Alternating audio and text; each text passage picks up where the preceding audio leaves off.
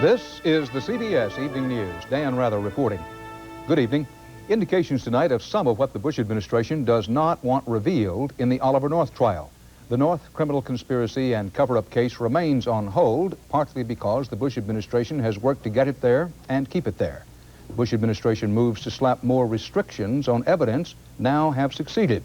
North's defense lawyers immediately began objecting that these restrictions make a fair trial impossible. CBS News law correspondent Rita Braver has some of the details on what the government is trying to keep secret. Top secret documents unsealed today reveal for the first time that Oliver North plans to disclose secret arrangements made by former high U.S. officials to help the Contras. As part of his defense, North wants to introduce evidence that former President Reagan and other top administration officials participated personally and directly in arrangements with Central American and other third countries as a means of obtaining military assistance for the Contras when Congress had banned all U.S. support for the Contras. North would disclose for the first time the embarrassing details of what the U.S. promised those countries in exchange for their support. And North wants to show that the Reagan administration established a policy that those arrangements would not be disclosed outside a limited group of executive branch officials. The administration wants to bar North from using this information because it would jeopardize U.S. relations with the countries involved. It was a key issue during a weekend of intense wrangling over classified material. I think it's been recognized early on that the classified information issues would be very tricky. But our objective is to handle those issues and to interfere as little as possible with the trial going forward. In fact, the administration, led by Attorney General Dick Thornburgh, began arguing with independent counsel Lawrence Walsh over the use of classified material. And just yesterday, Thornburgh persuaded Chief Justice William Rehnquist to temporarily halt the North trial. Then Thornburgh and Walsh reached a compromise and agreed to ask Judge Gerhard Gazelle, who presides over the North case, for tight new restrictions on North's defense. North would also be barred from disclosing any details about third-party nation support for the Contras. If Judge Gazelle agrees, the Supreme Court stay will be lifted and the trial will proceed. But North's attorneys say the new order would gut their defense. It will all be fought out at a hearing tomorrow. Rita Braver, CBS News, Washington. There was stepped-up firepower today directed at semi-automatic weapons, like the one that slaughtered 5 children in a schoolyard last month. But the gun lobby fired back, and correspondent John Blackstone reports tonight battle lines are hardening even as the death toll climbs. The anger many Californians feel toward assault rifles was put into a symbolic display in front of the state capitol today. And inside, legislators were given a quick lesson in the destructive power of semi-automatic rifles. I could shoot every member of this assembly by the time I finish this sentence, just about 20 seconds.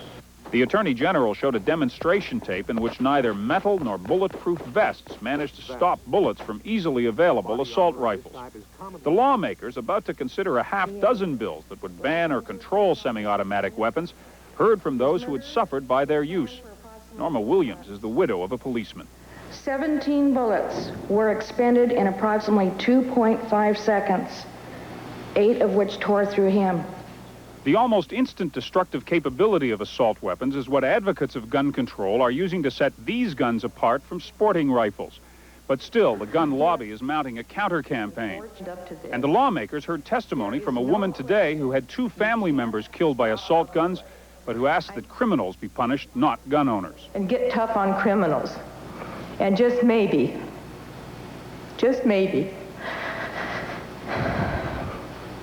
some very precious lives will be saved. Legislation to ban assault rifles was largely ignored when it came before the California legislature last year, but this time there's growing support, as almost every day there seems new evidence of the lethal power of the semi-automatic weapons.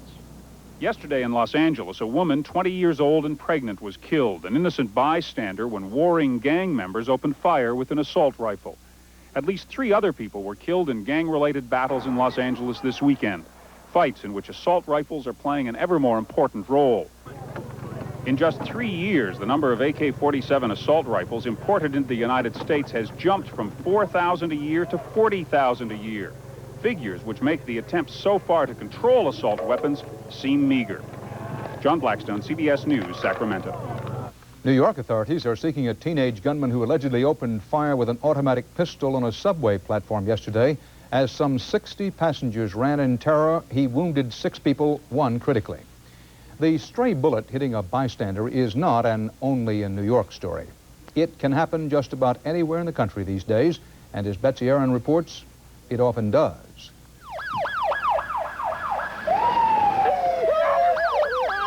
Innocent citizens are being shot in the nation's streets.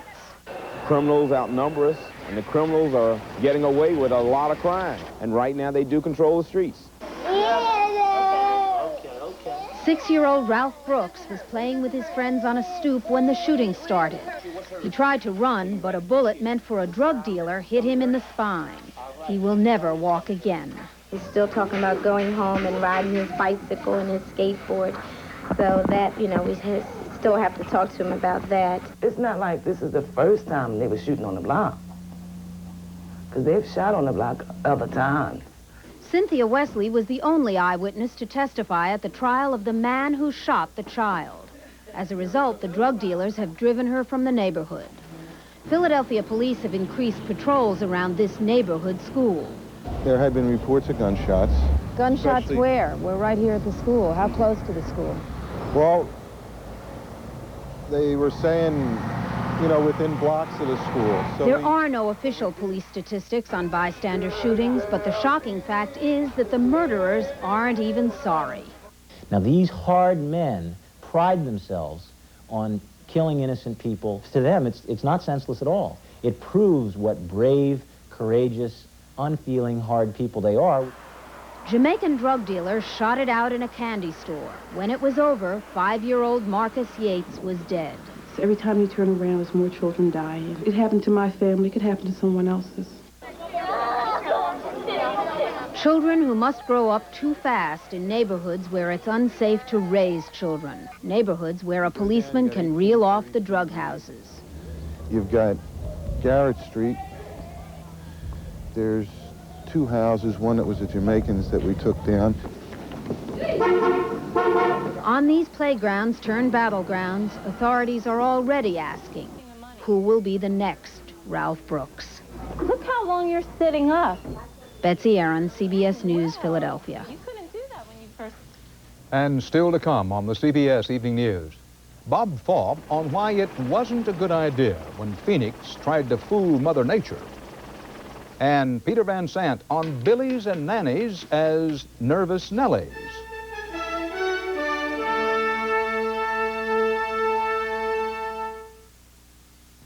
For Post Natural Brand Flakes, Lena Horne on getting the best out of life. Taking care of my voice, body, and taste buds is what keeps the brass in this horn. Reach for the best tasting high fiber brand flake. Post Brand Flakes at their best.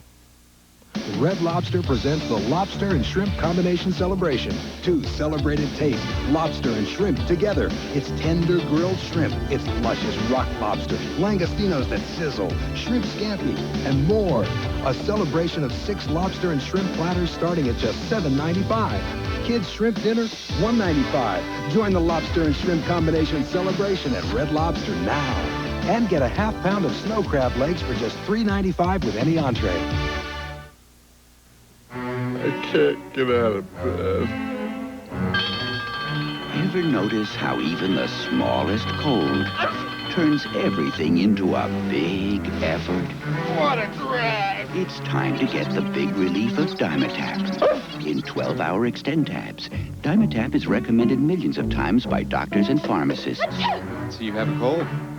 I've got just the thing. Dimetap. It gets things back to normal. Oh, no, not you again. Mom, coming! New Sanaflush Stick Liquid Bowl Cleaner sprays up to disinfect hard-to-reach places. It's thicker to cling longer, clean stains harder than ever. Sanaflush takes the beast out of your bowl. Israeli settlers on the occupied West Bank opened fire against Arab rock throwers today. That incident came as opposition members of the Israeli parliament charged that the settlers have formed a private militia completely outside the army, violence against Arab protesters. Citizens who have occupied The shots were fired in rage. The targets were anyone in the way. Israeli settlers on the occupied West Bank fired automatic weapons at an Arab neighborhood after their bus was stoned. The CBS News crew arrived as the incident was ending and immediately became the focus of the settlers' anger and that of an Israeli soldier riding shotgun on the bus. The soldier and the bus driver threatened to shoot the camera crew and accused them of setting up the stoning incident. An army officer who arrived could not restrain the soldier from aiming a kick at the cameraman. A woman passenger called the soundman a Nazi. What the Nazis did to the Jews, she screamed, you are doing to the Israeli nation. West Bank settlers are allowed to carry automatic weapons. They also conduct their own security patrols to confront the Palestinian uprising or intifada, which was brought about in part by their very presence on the West Bank. Tension rose markedly last week when a settler was burned to death in his car.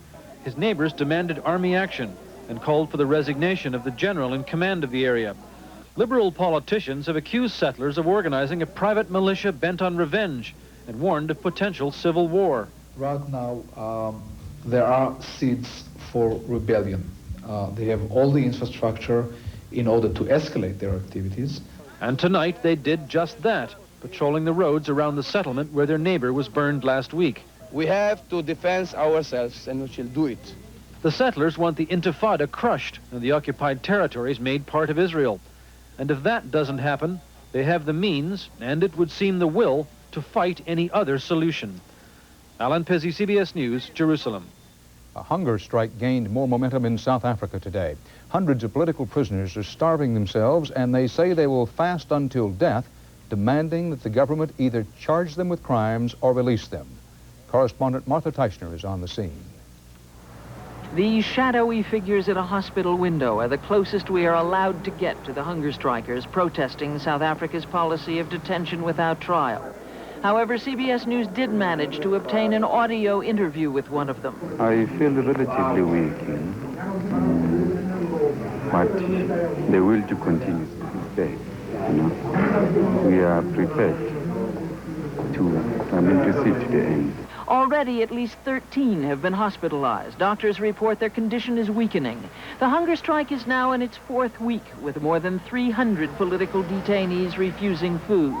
Today, they were joined by one of the most influential names in the anti-apartheid movement, the Reverend Alan Boesak, who hopes to focus international pressure on the South African government to end detentions. What we are doing on the outside is we are making a willing sacrifice in order to let the world understand the nature of the beast we are fighting here. The hunger strike is their most determined challenge to the government. The hunger strike by emergency regulation detainees is an organized attempt to blackmail the government. The government's hard line has translated into a ban on all but the most insignificant protests. As many as 1,000 detainees are still being held, some for as long as 2.5 years. He wants to pursue the action until its logical conclusion, which of course is death. In spite of the government's best efforts to suppress it, sympathy for the hunger strikers is growing. Just one death could take resistance out of South Africa's prisons and into its streets. Martha Teichner, CBS News, Johannesburg. An anti-apartheid lawyer who has been acting for Winnie Mandela said today he will no longer represent her. He said he could not deal with what's being called the Mandela crisis.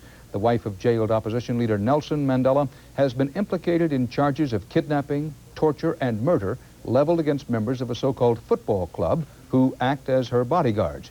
She is threatening to sue an anti-apartheid newspaper that reported that she was personally involved in those alleged crimes.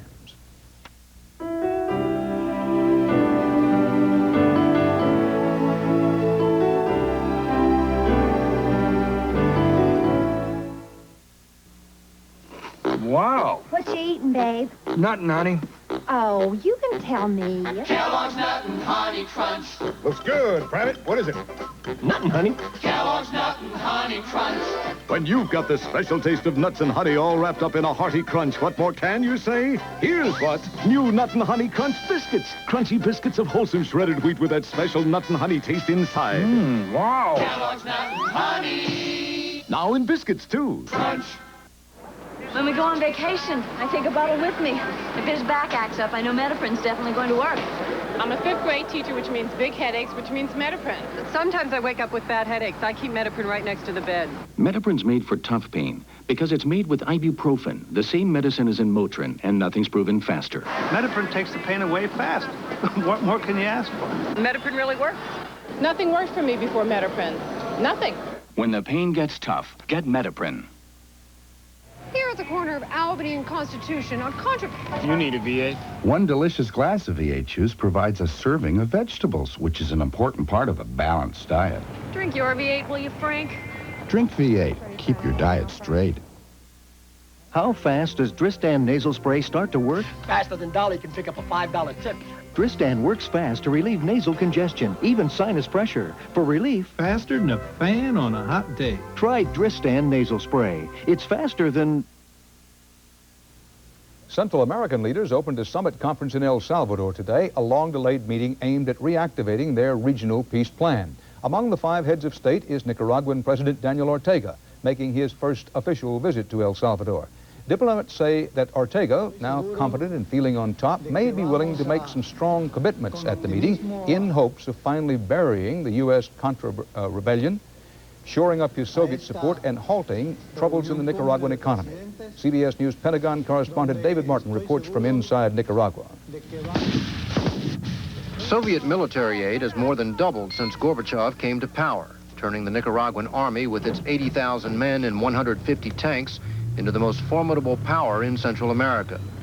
But the military is about the only thing that's gotten better in Nicaragua, where the economy has disintegrated to the point that families now scour the city dump for something, anything of value, even food. I have one son. He works in the hospital. He's gone to the service. Who's going to feed me? The burden of war would be even greater without Soviet economic aid, which continues to pour into this country at the rate of about $1 million a day. Soviet oil keeps the country's only refinery running at near capacity. But there are limits to Soviet aid, both economic and military. Work has been suspended on the 10,000-foot runway at Punta Huete. The Reagan administration warned it could handle long-range Soviet bombers, but the Sandinistas could not afford to pay for it. Today, Punta Huete houses a training school for Nicaraguan pilots and part of the Sandinistas' helicopter fleet. The Sandinistas have about 70 Soviet-built helicopters, but say they have no plans to acquire any more, although they will continue to replace equipment they lose to combat or old age. We don't need additional big amount. So next year, or the year after, can we expect to see a smaller level of Soviet military aid to Nicaragua? If you put it that way, yes. But not, says President Daniel Ortega, a lower level of Soviet commitment. I met Brezhnev, Chernyenko, Andropov, and after with Gorbachev. And there is a constant with their disposition to help Nicaragua. Gorbachev says he wants to reduce international tensions, although another way of putting it is that he is simply abandoning failed policies. So far, Soviet support for Nicaragua appears to be not a failure, but at least a partial success, since it has enabled the Sandinistas to survive American attempts to overthrow them. It has cost the Soviets nothing but money, and so long as that is the only price they have to pay, it was probably worth the investment. David Martin, CBS News, Punta Huete, Nicaragua. Secretary of State James Baker hopped from West Germany to Denmark to Norway, then back to West Germany today, the second day of his agenda-setting talks with NATO allies. Baker said West German leaders agreed to negotiate on the future of short-range nuclear missiles on West German soil. The U.S. wants to replace them with modernized weapons, but Chancellor Helmut Kohl has some political problems and is asking for a delay.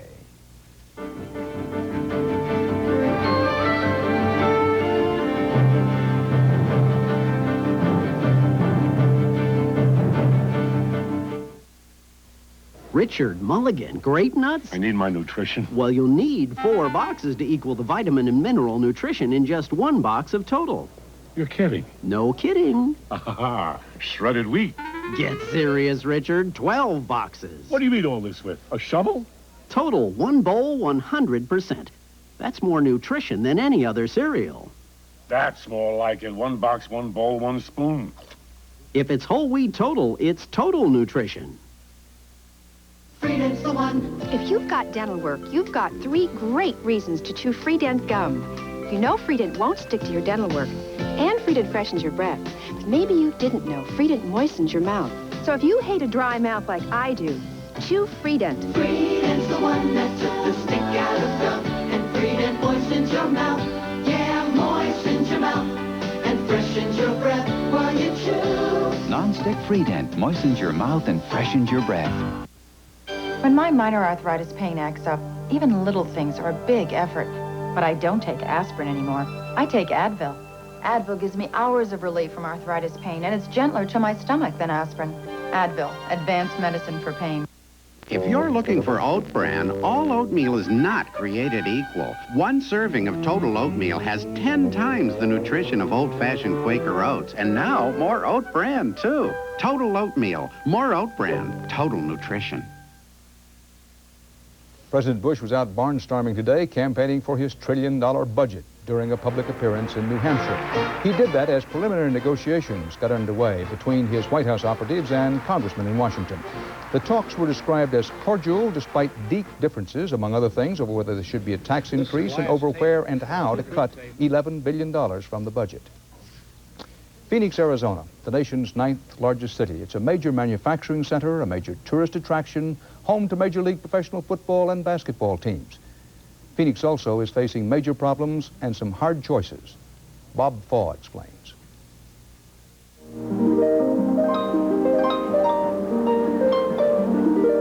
Once upon a time, somewhere over the rainbow, was America's boomtown, Phoenix, glittering in the Valley of the Sun. Not anymore. This is Arizona Evening News. For the 3rd day in a row, this is what the sky over the city of Phoenix has looked like. Not only does the air seem dirtier than ever, it's hotter. All that blacktop, all those man-made lakes which waste water, have helped drive up nighttime temperatures 8 degrees in just 30 years. I don't think we understood what we were doing. People did come there for the clean air and that kind of things, and all of a sudden the air is not clean. And it's not clean because of us screwing it up. The desert paradise has deteriorated so much, even some celebrated environmentalists who were born here are pulling up stakes. You look at places that you knew were deserts, and here they're filling it all in. This metropolitan region has got to face up to some of these big problems that they've been sweeping under the rug. And now even the boom is slowing. Construction workforce down 20% in 2 years. Vacancy and foreclosure rates are record highs. We're still doing very well, just not as well as we did a couple of years ago. In all its years of runaway growth, the word planning here was a dirty word, but now a lot of Phoenicians agree the city has to change its ways, that growth must be controlled. We have an opportunity to learn from the mistakes of the past, and ultimately we must, because otherwise we destroy the very qualities that brought people here in the first place. But a lot of smart money doesn't seem to be listening. Talk, talk, talk. All they need is capital and management. That's all any crisis needs. Developers like Keating insist there is no limit on how much or how fast Phoenix can grow. With good political leadership and the cooperation with business, you can have everything you want. Touchdown, Phoenix! Even with its troubles, Phoenix isn't exactly going under. The new pro franchise pumped an estimated $60 million into the economy. 12,000 new jobs were created last year. But a series of negative business stories prompted the city fathers to convene a series of emergency meetings on just what kind of city Phoenix wants to be. That doesn't mean bigger, more asphalt, more concrete, more money for developers. Let them concentrate on developments that improve the quality of the total environment. What makes the debate here unique is that Phoenix is trying to do what no other major American city has done: change the way it grows before growth overwhelms the city. First, I think there needs to be some reality therapy. I mean, everybody has to come down and look at exactly what our resources are, exactly what they can sustain. So while the symphony here tunes up and others pack up, the debate intensifies, not just about concrete or glass curtains in a city, but about its character. Bob Fall, CBS News, Phoenix.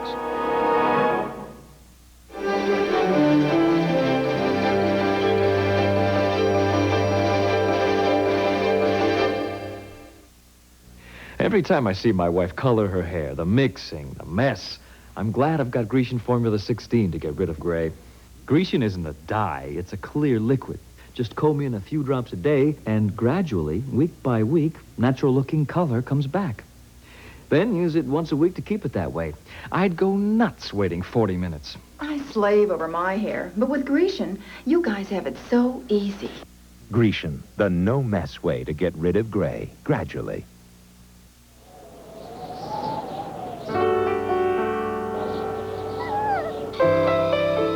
Come on, Tyler. Hurry up, boy. Come on, Tyler. When it's cold and rough outside, Come on, Tyler. try something warm and creamy inside.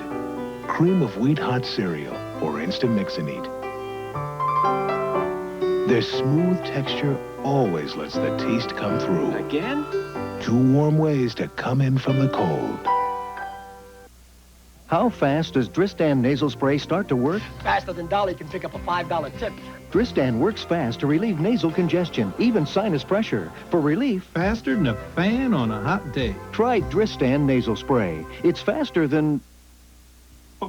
Next time you get heartburn, consider yourself lucky, because now Rolaids comes in assorted fruit flavors, still calcium-rich, sodium-free, and as effective as ever. Assorted flavored Rolaids. Relief never tasted so good. We learn so much from the animal kingdom. We all know what it means to fight with the heart of a lion, to think with the wisdom of the owl, or to see with an eagle eye. But what happens when a goat becomes a chicken? Peter Van Sant actually found out.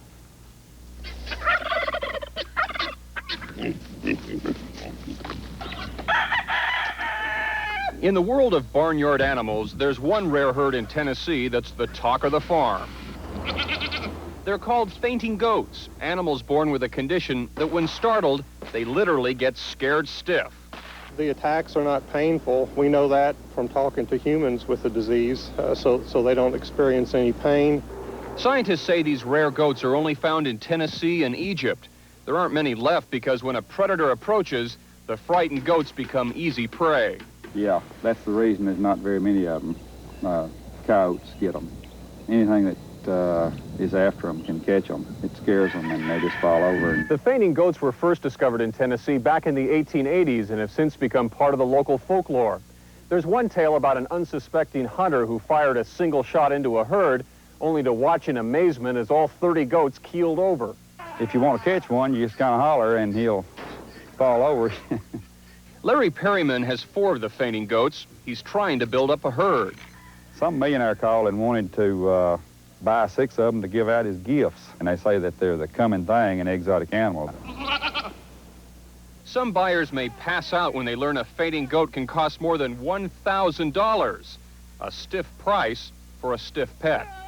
Peter Van Sant, CBS News, near Nashville, Tennessee. And that's tonight's CBS Evening News. Dan Rather.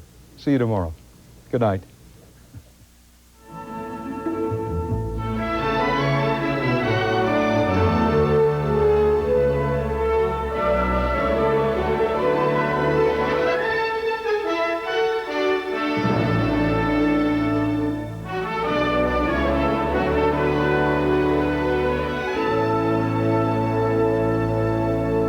I'm Harry Smith. And I'm Kathleen Sullivan. Tomorrow, Dangerous Liaison star John Malkovich. Plus, a Valentine's Day look at the latest in weddings on CBS This Morning. This is CBS. In every city.